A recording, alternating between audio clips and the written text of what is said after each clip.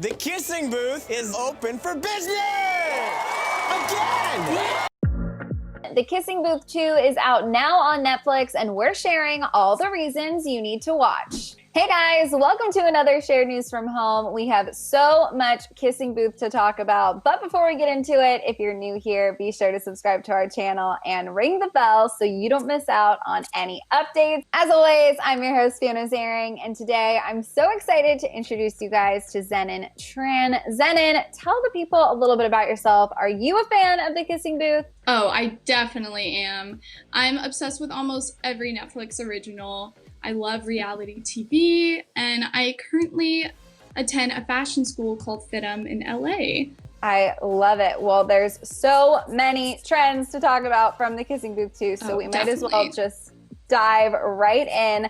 The film is available now on Netflix. We're obviously not going to get into any spoilers, but we're going to kick things off with what's happening in this second film.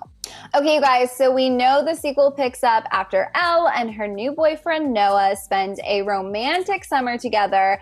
And of course, Noah is leaving for his first semester at Harvard.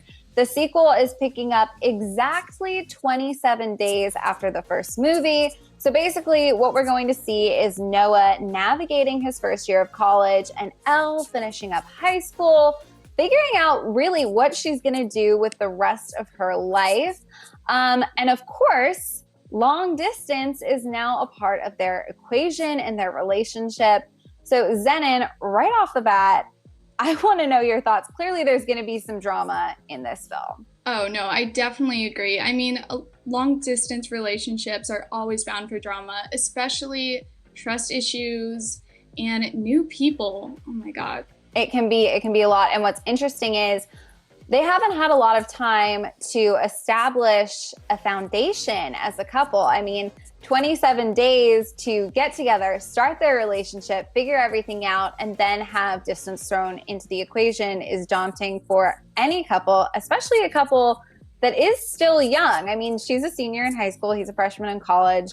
They're definitely young. Zenon, I'm curious to know your thoughts. Going into this second film, are you rooting for them? Do you think it's going to work out? Honestly, I am rooting for them. I love Noah and Elle together. But who knows? I mean, Marco's also really attractive too, and it seems like he kind of has it all. So honestly, I don't know, but I do want her to stay with Noah. I really do. Well, speaking of Marco, I think that is the perfect transition into talking about these new characters. Everyone is already so excited. I know you have all the details, so please introduce us to Marco. Oh my God, yes. So Marco is a new hottie at their school who is played by Zakhar Perez. Marco is described as a musician, dancer, athlete. I mean, he can literally do it all, but most importantly, he's a romantic. And then next we have Chloe, who is Noah's new cool college friend, who is played by Maisie Richardson-Sellers. Chloe's described as totally whip smart, very social, and someone who literally always has something to say about every topic. We definitely know these characters are going to shake things up. A perfect example would be Marco and Elle, because they start to develop a close friendship, as Taylor describes it. And in the trailer, we see that Chloe and Noah's friendship leads to trust issues between him and Elle. So that's definitely going to be interesting to see. I mean, how do you think their relationship is going to go? I think it'll be really interesting. It seems like basically they're going to be facing all sorts of issues. Their relationship, Elle and Noah's, is going to be tested on multiple fronts. He's got new friends. She's got new potential attractive guys entering her life. And on top of that, as we already said, there is going to be the distance, the pressure of figuring out what she wants to do with her life. I think that basically, without giving anything away, their relationship is going to go through every possible struggle. And at the end of the day, we're going to figure out if they can overcome that and be stronger for it, or if something new is going to enter their lives. We'll just have to watch and see if you guys haven't already. I can't wait. And Zenon, I don't know if you've ever experienced anything like this. When I graduated high school, I did not have a boyfriend at all, let alone going off to college, dealing with all of that. So is there anything in your life that you can relate to on this front? I can definitely relate to Noah and Elle's relationship. I had a high school boyfriend and we went to college, and college definitely got in the way with it. I mean, you're meeting new people, you're in a new environment. Yeah, honestly, watching the trailer, I felt it. Well, see, that is, I think, one of the reasons people absolutely love this franchise. The characters are so relatable. And I mean, fans absolutely die for Kissing Booth and Kissing Booth 2 already. I think it's going to be really interesting to see, as more fans watch the movie, what they relate to this time around that maybe they didn't find in the first film. But of course, relationships aside, this could not be a Kissing Booth film if there was not an actual kissing booth. This year, we get to see Elle and Lee try to convince Marco to do the booth. We know, of course, as they showed in the trailer, this is not a spoiler, he initially says no. He initially has no interest in hopping in that booth. Elle also, not a spoiler, we see this in the trailer, she's gonna have that blindfold on and be kissed. And based on the trailer, it looks like this kiss might be just as life-changing as her last experience in that kissing booth. It's going to be really interesting to see how all of this plays out. Have you ever been in a kissing booth? Personally, this was not a thing when I was in high school. No, I've actually never have even heard of it. Especially thinking about a kissing booth right now sounds terrifying. But seriously, no, I've never experienced anything like that before. So it's definitely really fun to watch. Oh my gosh, for so many reasons, this movie, like you said, with everything going on in the world right now, this movie offers such an escape on so many levels. So there is so much more going on aside from all of the relationship drama. Elle has a huge decision to make that will once again test her friendship with Lee. They've always had this plan to go to Berkeley together. However, Noah wants Elle to go to Harvard with him. I don't know. How do you feel about that? I personally would I would be crushed if I had to give up my dream college just to follow a boy.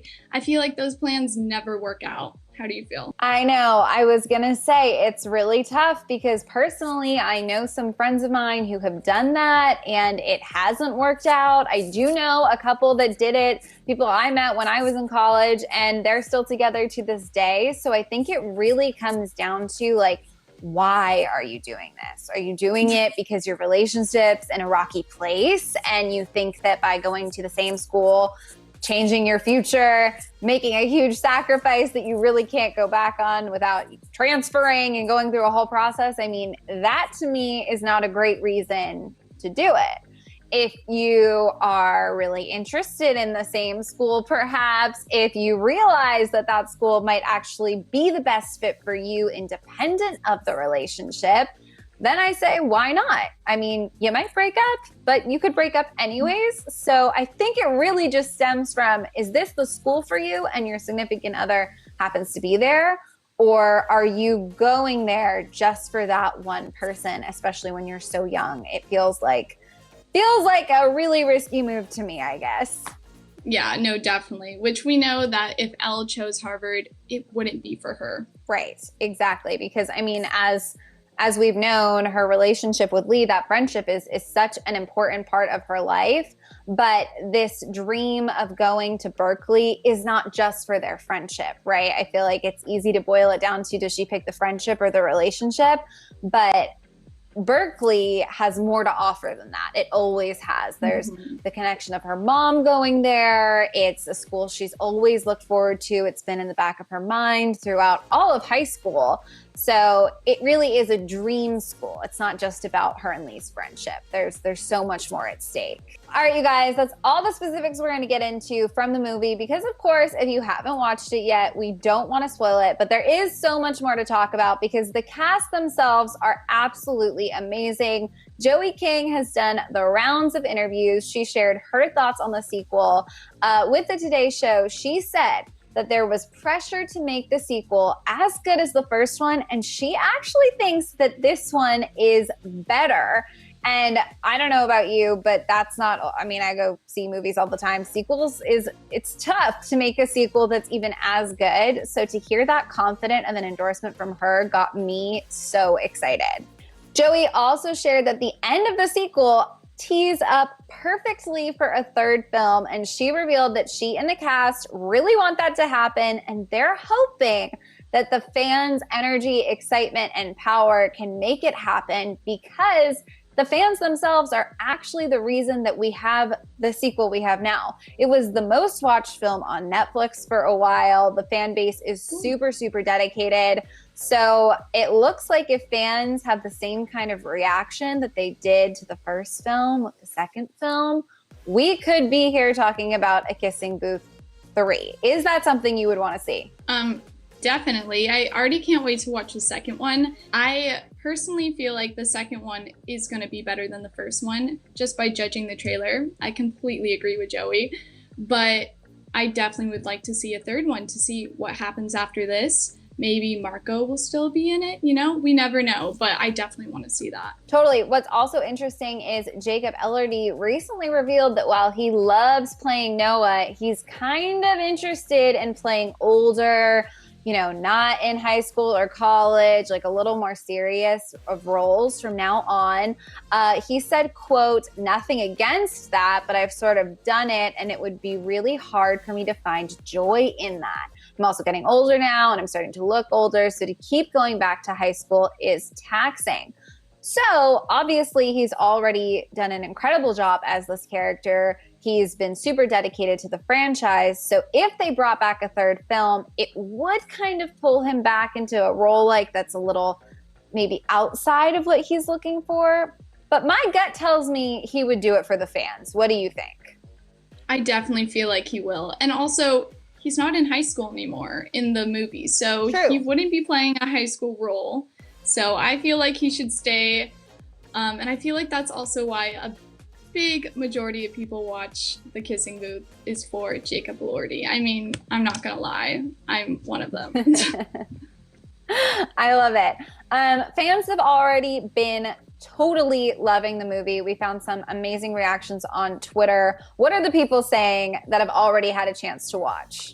So the fans are already loving the film. One user tweeted, "The Kissing Booth 2 really outdid themselves." Based on everything I'm seeing, I could not agree more. I think the cast feels like they outdid themselves. I think Netflix is super excited about it. If they do a third and they can outdo themselves again, it would be so incredible. Another very supportive tweet reads, "Dudes, the new guy in The Kissing Booth 2 is the love of my life," which honestly, I don't disagree with. I mean, what do you think about Marco? I mean, here's the thing. Marco has been getting so much love on social media, and I think it's really exciting because this is sort of a breakout role for Taylor. Like, he has had an impressive career up until this point, but this is like a really huge moment for him. It kind of reminds me of when we all met Noah Centineo and everyone was like, hang on a second, who's that? So I think that this could be a huge turning point for Taylor. And I also totally agree. Marco's awesome. Oh yeah, I definitely think he's gonna get so many big and amazing roles after this and probably have his own Netflix original show. I don't know, we'll see. And then our last tweet says, "The Kissing Booth 2 was really good. P.S. I liked it better than the first one." So that definitely gets me excited to watch it. Totally. And I think that's really great. I mean, that's exactly what the cast was looking for. So I'm sure seeing the fans react in this way has been so, so gratifying. All right, you guys, that's everything we have to share about The Kissing Booth 2. We, of course, want to know your thoughts on the film. So let us know down in the comments. And before you go, be sure to subscribe and ring the bell so you don't miss out on any future videos. As always, I'm your host, Fiona Zaring. You can follow me on socials at Fiona Zaring. And Zenon, where can everybody find you? They can find me at Zenon on every social media. Awesome. All right, you guys, thanks so much for watching, and we'll see you next time. Bye.